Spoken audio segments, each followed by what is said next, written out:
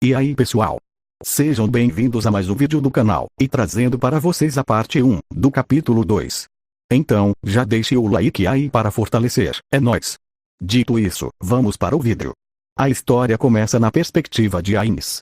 Fazia 2 dias, desde que Suzuki Satoru conhecera Keno faz His Inverno.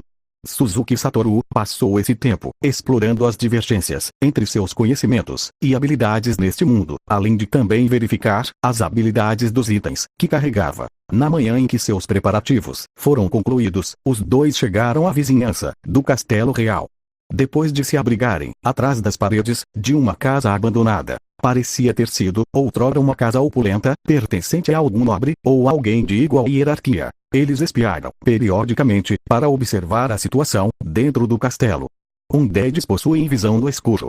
Portanto, quando ambos os infiltrados e guardas eram Undeads, a noite era aliada de nenhum dos dois lados. No entanto, certos vampiros Undeads ficavam enfraquecidos pela luz solar, o que diminuiria suas habilidades. Se o Undead, ocupando o castelo que eles estavam se infiltrando, fosse um Overlord, então, ele não seria penalizado pela luz do sol, mas o mesmo não poderia ser dito para seus lacaios. Com isso em mente, eles escolheram atacar durante o dia. Nada no castelo mudara desde a exploração de ontem. Embora ainda possa haver armadilhas, não se pode avançar, dominado pelo medo. Keno falou: vamos realmente entrar pela frente. É a 5ª vez que você pergunta isso. Suzuki Satoru pensou, e então respondeu: esse é o primeiro passo. Bem, nós provavelmente seremos vistos. No entanto, o que a oposição fizer, depois disso, será fundamental. Nós vamos mudar nossas próprias ações quando chegar a hora para coincidir com a nossa oposição em alerta no castelo, mas seria melhor identificar a localização do responsável o mais rápido possível e lançar uma emboscada para eliminá-lo rapidamente. Afinal de contas, as chances de fracasso aumentam quanto mais tempo passa entre o primeiro reconhecimento e a eliminação do líder inimigo. Keno sabia que Suzuki Satoru poderia usar magias de 10º nível, e aparentemente, ela tinha assumido que ele derrubaria seu inimigo do lado de fora com alguma magia poderosa. No entanto, tal coisa era impossível, especialmente se o inimigo estivesse no nível de Suzuki Satoru. Então certamente não seria vencido com um único ataque. Depois disso, uma vez que o mestre do castelo soubesse que havia um assassino vindo a seu encontro, ele provavelmente aumentaria as defesas. Nesse caso, seria muito difícil para Suzuki Satoru, que não tinha habilidades de ladino, se infiltrar sozinho. Suzuki Satoru olhou para Keno. Ela estava equipada com vários itens emprestados de Suzuki Satoru. O exemplo mais atraente era uma manopla que tinha uma joia brilhante engastada no dorso da mão. A peça, primorosamente feita, foi nomeada de Gauntlet of Primary Colors. Estava imbuída com 3 encantamentos mágicos. Body of Elgent Baylor, que reduzia os danos de concussão. Body of Elgent Heliodor, que reduzia os danos cortante. E Body of Elgent Aquamarine, que reduzia danos perfurantes. Assim, pode-se dizer que diminuía todo o tipo de dano físico sofrido pelo usuário. Normalmente, essas 3 magias substituiriam uma outra quando lançadas, portanto, não seriam capazes de coexistir, mas esta manopla era uma exceção a essa regra. Além disso, cada magia poderia negar completamente o dano causado, mas só por uma vez, e este item também manteve essa característica. No entanto, este item não era tão prático quanto parecia. O item seria quebrado se qualquer uma das habilidades de negação fosse usada. Ainda assim, se isso fosse tudo, considerar reunir uma grande quantidade deles e usá-los como itens descartáveis não seria uma má ideia. No entanto, também tinha uma extrema desvantagem, que era bloquear o uso do slot previamente utilizado por horas, impedindo o uso de quaisquer outros itens, mesmo após a quebra. Além disso, a ativação dessas habilidades não estava sob controle do usuário. Em vez disso, ativaria automaticamente se uma certa quantidade de dano fosse recebida. Francamente falando, seria considerado um item lixo para os jogadores do nível de Suzuki Satoru, e então, ele tinha cerca de 10 deles em seu inventário. Provavelmente, havia pelo menos o dobro dessa quantia na tesouraria de Nazarick. Ele suspirou ao pensar em Nazarick. Se ele tivesse os vários itens de lá, ele teria mais opções para escolher, e seria capaz de adotar uma estratégia mais complexa. Patético. A grande tumba de Nazarick desapareceu quando o jogo terminou.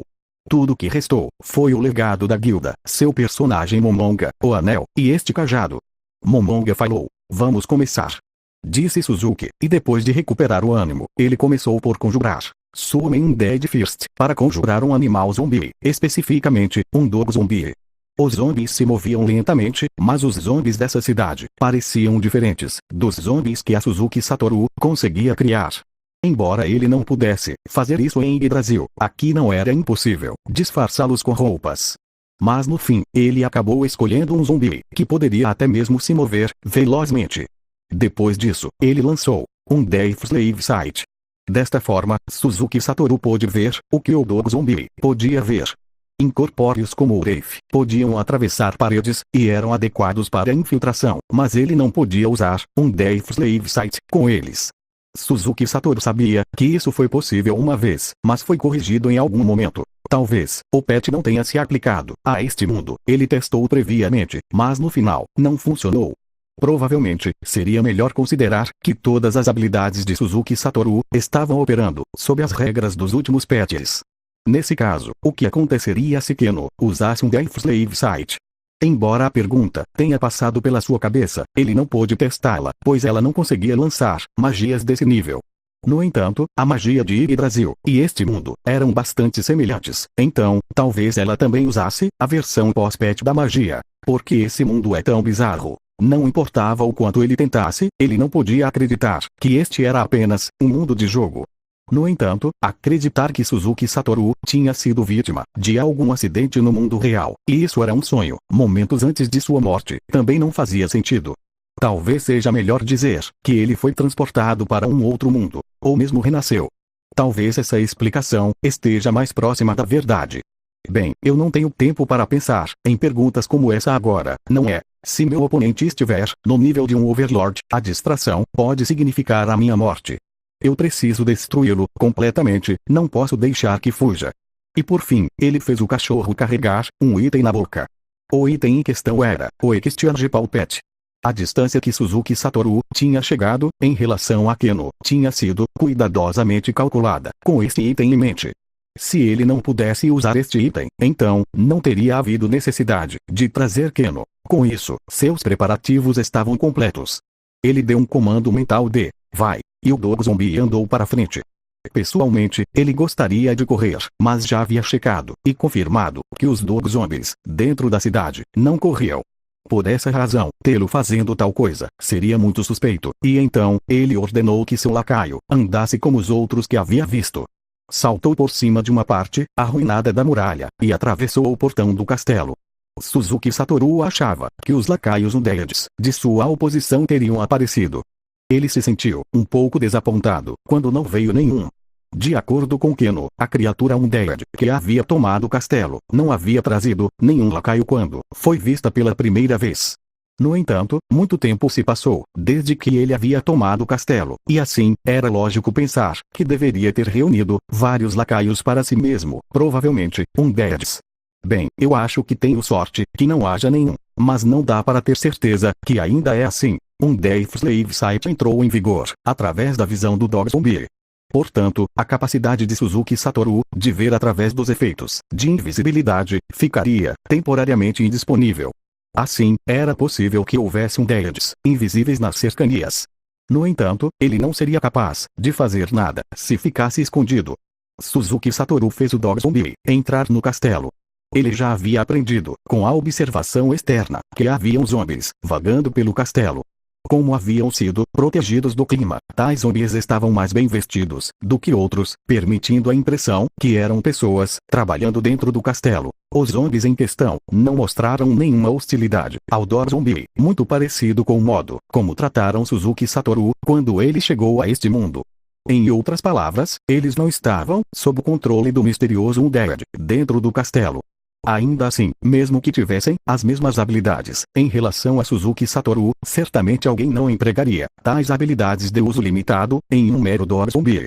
Momonga falou. Zombies, então. Ou melhor dizendo, só as zombies. Keno falou. Sim. As zombies dentro do castelo. Todos que viviam aqui foram transformados também. Em outras palavras, ele não poderia considerá-los como forças defensivas. Enquanto o dog zumbi continuava em frente, Suzuki Satoru começou a se sentir desnorteado. Era para ter um Deades de alto nível aqui, vigiando a entrada e as passagens. Mas como ele esperava, não havia nenhum. Há um limite máximo para o nível de um Deades que se pode controlar. Isso ainda deve ser o mesmo neste mundo, então é possível que ele tenha colocado criaturas poderosas ao seu lado. Falando nisso, ele não deveria ter, pelo menos posicionado, uma dessas criaturas perto da entrada do castelo. Ele continuou avançando, o Dor Zumbi, através do castelo, que continuou como se o ambiente fosse totalmente inabitado, embora houvesse zumbis vagando por todo lugar. Suzuki Satoru gradualmente começou a se sentir desconfortável. As coisas não deveriam ter corrido assim tão bem. Ele começou a se perguntar se isso era uma armadilha. De acordo com o Peking para bobos, de Punito Mori-san, neste momento devo recuar e avaliar a situação, certo? Mas, isso pressupõe que o inimigo esteja no mesmo nível que eu, e tenha experiência em PK. É possível que ele não tenha essa experiência, e é por isso que suas defesas estão cheias de buracos, e ele parece não ter nenhum senso de cautela. O Dor Zumbi continuou, passando entre os zumbis cambaleantes, conforme estabelecido, no plano de infiltração. Ter o animal, andando calmamente, foi calculado para fazer a oposição pensar que este era um Dor Zumbi comum, que acidentalmente veio parar dentro do castelo. Mesmo assim, não acho que isso vai ser útil. Mas a maioria dos Undeads, não inteligentes, o tipo controlável, que só sabe obedecer a ordens simples, provavelmente, não notarão isso, e nem sairão correndo, para contar a seu mestre. Ontem, ele havia perguntado a Keno, se você tivesse que posicionar sentinelas, onde você as colocaria? E graças à resposta de Keno, que ele decidiu qual caminho acreditava ser o mais seguro, para guiar o Dor Zumbi. Por fim, terminaria nos aposentos do pai de Keno, o maior e mais luxuoso cômodo do castelo. Se houvesse um líder inimigo, provavelmente seria encontrado lá. Fim. Obrigado por sua visualização e nos vemos no próximo vídeo.